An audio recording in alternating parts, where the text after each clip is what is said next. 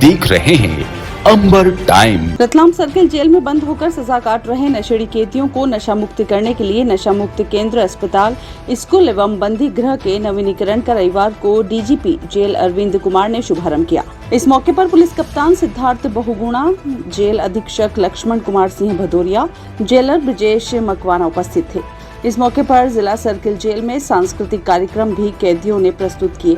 Jail अधीक्षक लक्ष्मण कुमार सिंह भदौरिया ने बताया, आज भी कुछ कार्यक्रम वहाँ तक के किस तरह की सुविधाएं नशाबंदी की और वो एक हॉस्पिटल शुरू किया। कितने बेड का हॉस्पिटल है, कितने नशे के बंदियों को यहाँ उपचार किया जाएगा। आज जेल के महानिदेशक श्री अरविंद कुमार साहब जेल पर निरीक्षण के लिए पधारे। उन्होंने जेल में एक नशा मुक्ति बाद 15 बिस्तर का तथा जेल अस्पताल 15 बिस्तर का तथा स्कूल का शुभारंभ किया और एक सांस्कृतिक कार्यक्रम हुआ। उसमें महानिदेशक महोदय ने जिन बंदियों ने इसके जो नवीनीकरण के जो कार्य हुए उसमें अच्छा काम करने वालों के लिए, सांस्कृतिक कार्यक्रम में अच्छा काम करने वाले बंदियों के लिए, शिक्षा में अच्छा काम करने वाले बंदियों को उन्होंने माफ़ी देने का ऐलान किया तथा जो स्टाफ, जेल का स्टाफ जो पिछला भ्रमण था 31 जुलाई 2022 को, उसकी तुलना में जो जेल में कुछ परिवर्तन उन्होंने देखा, उस स्टाफ को पुरस्कृत करने के लिए कहा। जेल का जो दर्जा अभी सर्किल जेल का दर्जा है, शीघ्र ही महानिदेशक महोदय ने केंद्रीय जेल का दर्जा देने के लिए प्रस्ताव शासन को भेजने के लिए कहा और उसके बाद में इसमें आजीवन कारावास के बंदी भी रह सकेंगे।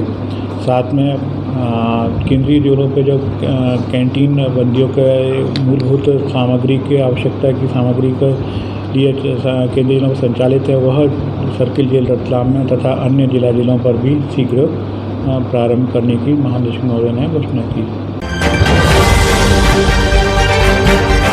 रविवार को रत्नपुरी स्थित होटल में भाजपा के मुखर्जी मंडल ने वार्ड क्रमांक 9 एवं 12 के कार्यकर्ताओं का बूथ विजय संकल्प अभियान के तहत सम्मेलन का आयोजन किया। सम्मेलन में मुख्य वक्ता के रूप में पूर्व गृह मंत्री एवं भाजपा के कद्दावर नेता हिम्मत कोठारी उपस्थित थे। पूर्व मंत्री कोठारी ने भाजपा को कार्यकर्ताओं वाली पार्टी बताते हुए कहा, पार्टी की रीति नीति क्यों बदल रही है। संवादहीनता के अभाव में कार्यकर्ताओं को सम्मान नहीं मिल रहा है, हमें अपनी शैली में परिवर्तन करना पड़ेगा। उन्होंने वर्तमान पदाधिकारियों पर भी निशाना साधते हुए सीख भी दी। सम्मेलन में कार्यकर्ता उपस्थित रहे और हम दुख सुख के साथी रहे और इसलिए मैं आपसे निवेदन करूंगा कि वार्ड में आप अपना संपर्क रखें, छोटे से छोटे कार्यकर्ता का संपर्क रखें। उसके सुख दुख में कभी उसके यहाँ कोई बीमार हो जाए, जरूर जाए। शादी में अगर निमंत्रण आता है तो पहले उसके यहाँ जाए, जाने के पहले घंटे भर पहले जाए ताकि उसकी कुछ काम हो तो आप काम कर सकें। ऐसा संबंध आपको बनाना पड़ेगा।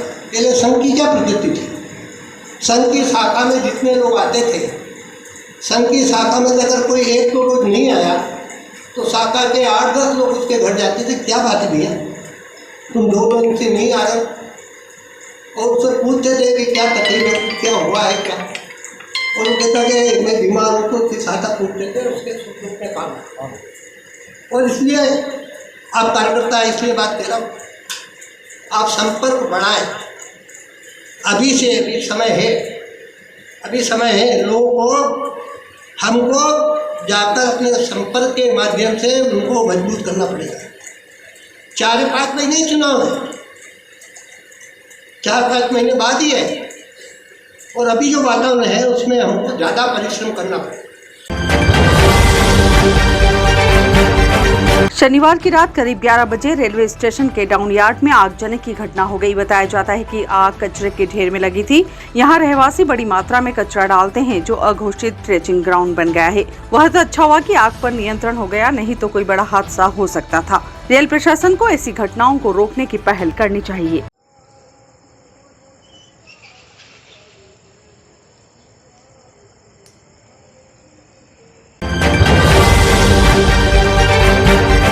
अप्रैल महीने लालगुवाड़ी में बाइक सवार की बाइक और अन्य सामान लूटने वाले आरोपियों को पुलिस ने गिरफ्तार कर लिया है। गिरफ्तार किए गए तीनों आरोपियों से लूटा गया सामान सहित बाइक भी बरामद कर ली है। तीनों ही आरोपी डीडी नगर थाना क्षेत्र के घोड़ाखेड़ा के रहने वाले हैं। पुलिस के पिछले महीने की 16 तारीख को फरियादी अब्दुल करीम निवासी रेलनगर ने रिपोर्ट लिखाई थी कि वह निजी मोबाइल कंपनी पर मशीन लगाने का काम करता है। मेघनगर से अपनी बाइक से रतलाम आ रहा था। दोपहर करीब 12 बजे लालगुवाड़ी व कनेरी के बीच पुलिया पर लघु शंका करने बाइक खड़ी की थी। चाबी गाड़ी में ही लगी हुई थी। वापस आया तो दो अज्ञात व्यक्ति बाइक व सामान चोरी कर जाने लगे। उन्हें रोकने का प्रयास किया तो उन्होंने धक्का देकर गिरा दिया। हाथ में पहने कड़े की सिर में मारी। संदेह के आधार पर भरत पिता कन्हैया लाल भावर निवासी सिमलापाड़ा घोड़ाखेड़ा को हिरासत में लेकर पूछताछ की तो उससे बाइक, एक लोहे का कड़ा, एक हेलमेट, दूसरे आरोपी रवि पिता सुखराम सिंगार निवासी सिमलापाड़ा घोड़ाखेड़ा, तीसरे आरोपी मनोज उर्फ पाटी उर्फ मनोर पिता शुभाराम निनामा निवासी घोड़ाखेड़ा को गिरफ्तार कर पीड़ित की बाइक, 2 मशीनें, 2 मोबाइल फोन, हेलमेट बरामद कर लिए। डीडी नगर थाना प्रभारी दीपक कुमार मंडलोई ने बताया। सर, दीनदयाल नगर पुलिस ने एक चोर गिरोह को पकड़ा है। ये कौन है चोर गिरोह और किस तरीके की चोरियां की गई थी? दिनांक 16/4/23 को फरियादी अब्दुल करीम जो रेलनगर में रहने वाला है, वो जियो टावर जियो के जो टावर होते हैं उस कंपनी में वो काम करता है और उसकी मशीनों को लगाने का काम करता है। वो उस समय उधर जावा तरफ से, मेघनगर तरफ से रतलाम आ रहा था, जो लालगुवाड़ी के आसपास बाथरूम करने के लिए उतरा था। उतने ही दौरान क्या हुआ कि जब 2 लोग वहाँ से गुजर रहे थे तो उन्होंने मोटरसाइकिल में चाबी लेकर देख के उनकी नीयत बदली और उन्होंने फटाक से मोटरसाइकिल उठाई, चालू करने का प्रयास करके रवाना हो गए वहाँ से। जैसे फरियादी ने उनको देखा तो पलट के वो रोकने का प्रयास किया तो जो दोनों आरोपी अज्ञात आरोपी थे उन्होंने उसको कड़ा मार के घायल कर दिया। जो फरियादी की रिपोर्ट करने पर तत्काल हमारे द्वारा उस पर अपराध क्रमांक 221 कायम करके धारा 382 में कायम कर दिया था। उसके बाद श्रीमान पुलिस मंत्री ने स्पष्ट कहा था, निर्देश देते कि इसमें रिकवर होना चाहिए, गरीब आदमी की हमको मदद करना है, क्योंकि उसकी मोटरसाइकिल और उसकी मशीन जो थी वो टावर की मशीनें थी जो करीब 1-1.5 लाख रुपए की थी। वो स्पष्ट निर्देश देते कि इसमें टीम लगाओ, जमीनी पुलिसिंग करो, कुछ भी करो, इस पर बरामद होना है।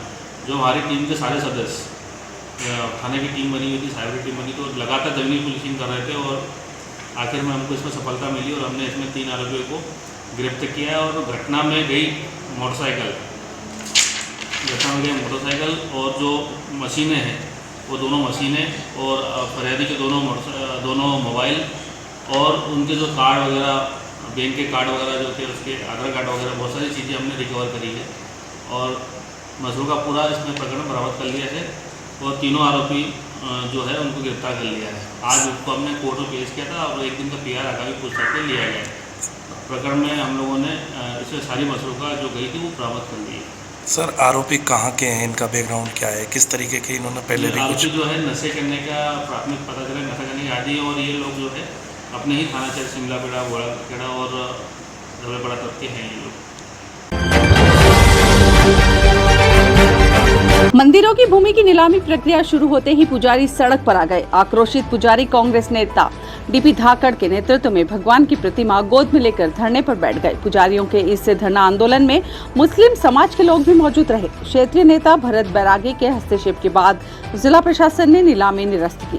जावरा के आसपास विभिन्न 40 सरकारी मंदिरों की लगभग 95 हेक्टेयर से ज्यादा भूमि खेती के वास्ते लीज पर देने के लिए शुक्रवार को तहसील में नीलामी रखी थी। इसका पुजारियों ने विरोध किया है। दरअसल तहसीलदार ने एक नीलामी विज्ञप्ति जारी की थी जिसमें बताया था कि कृषि भूमि वाले मंदिरों की 10 एकड़ भूमि छोड़कर इससे अधिक जो भी भूमि है उन्हें खेती के लिए 12 मई को लीज पर देने के लिए नीलामी की जाना है। श्री पुजारी संघ उत्थान एवं कल्याण समिति तथा केसरिया हिंदू वाहिनी सनातन कल्याण समिति से जुड़े पुजारी 2 दिन से इस नीलामी प्रक्रिया पर आपत्ति ले रहे थे। गुरुवार व शुक्रवार दोनों दिन इन्होंने एसडीएम हिमांशु प्रजापति को ज्ञापन भी दिया। यूसुफ पठान भी समर्थन में धरना स्थल पहुंचे। वहीं पुजारियों का कहना है कि भगवान की मालिकी की जमीनें हैं।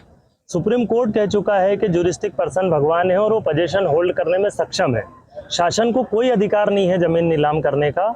और जो पुजारी पीढ़ियों से सेवा करके जो धर्म को बचाया है वो जमीनें किसी प्रकार से नीलाम नहीं होना चाहिए। उसी संबंध में हमने अभी एसडीएम महोदय को भगवान ने स्वयं ज्ञापन दिया है और यहाँ पर तहसीलदार महोदय को भी हम उसकी वैधानिक चीज़ों के संबंध में निवेदन कर रहे हैं। शासन को इन चीज़ों में नहीं पड़ना चाहिए, धर्म की व्यवस्था धर्म के पास ही रहने देना चाहिए। परशुराम जयंती पर प्रदेश के मुखिया ने इस बात को उजागर किया था कि मानदेय 5,000 रुपये और साथ ही जो मंदिरों के पुजारी के पास जमीनें हैं वो नीलाम करने का प्रशासन को अधिकार नहीं है, वो खुद अपने स्वयं नीलाम कर सकते हैं या उसको हटाई जुताई कर सकते हैं। अब इसका जवाब तो आप ही की बात में है कि मुख्यमंत्री महोदय खुद कह रहे हैं कि सरकारी हस्तक्षेप नहीं होगा, प्रशासन आपके सामने नीलामी की विज्ञप्तियां निकाल रहा है, तो ये दोनों तो एक दूसरे के साथ कॉन्ट्रेरी है। तो अब ये सरकार और प्रशासन आपस में तय करे। मुख्यमंत्री जी का तो स्पष्ट कहना है कि सरकारी हस्तक्षेप नहीं होगा।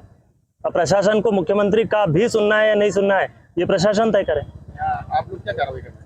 हम लोग तो सुप्रीम कोर्ट की गाइडलाइंस हैं, मध्य प्रदेश सरकार के आदेश हैं, उसके बाद हम ये ज्ञापन दे रहे हैं। और उसके बाद पुजारी तो कोई नीलाम करना बिल्कुल नहीं चाहता है, उन्होंने पीडीओ से धर्म को बचाया है, आगे भी धर्म को लेकर चलना चाहते हैं।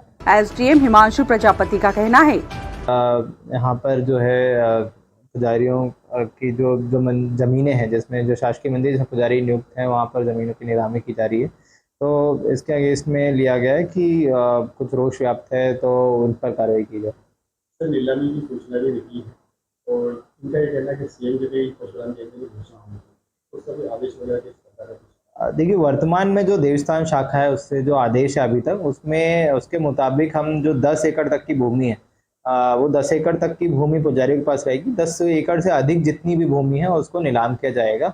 इसके बाद अभी तक हमें कोई आदेश नहीं प्राप्त हुआ है। अगर फ्यूचर में भी अगर कोई आदेश प्राप्त होता है कि इस टाइप से करना है तो आदेश का पालन किया जाएगा।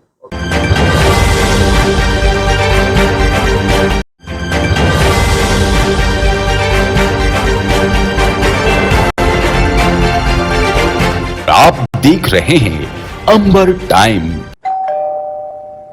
अरे अंकल, वेलकम। आइए ना। हाँ बेटा। आइए भाई साहब, कैसे हैं? बस ठीक। बैठिए। थोड़ा परेशान हूँ। अरे क्या परेशानी है? पिछले 25 दिनों से लोन के लिए घूम रहा हूँ। 25-30 हजार रुपए मेरे खर्च हो गए। कभी लीगल इशू, कभी सिविल रिजेक्ट, कभी वैल्यूएशन रिजेक्ट। 70,000 की सैलरी होने के बाद भी मुझे लोन नहीं मिला। चिंता न करें भाई साहब, आपने कॉर्पोरेट फाइनेंशियल सर्विसेज का नाम सुना है? हमारा तो बिना किसी परेशानी के परसों ही लोन सैंक्शन कराया है इन्होंने। चाहे होम लोन हो, मोर्गेज लोन हो, कार लोन हो या ओडी लोन हो, किसी भी प्रकार का लोन हो, all over MP best service provider. Corporate financial services आपको आसानी से लोन प्रोवाइड करवाती है। सच में? जी हाँ, ये 108 बैंक्स और एनबीएफसी के पार्टनर्स हैं। अरे दीदी, हमें तो 2 दिन में ही लोन मिल गया था। अरे हाँ, 48 घंटे में लोन प्रोवाइड कराने की गारंटी भी नहीं। अरे वाह, वैसे क्या नाम बताया आपने? Corporate financial services. चाहिए 5 लाख या 500 करोड़ का लोन, मिलेगा हर तरह का convenience at corporate financial services. अरे मैडम, आज मैं बहुत खुश हूँ। मेरा लोन तो 48 घंटे के पहले ही सैंक्शन हो गया है। क्या बात है, बधाई हो भाई साहब। अधिक जानकारी के लिए संपर्क करें। FS corporate office 21 Kothari market, Arvind Raj stationery shop के पास, 232 रतलाम। Phone number 07412356268 6263791851।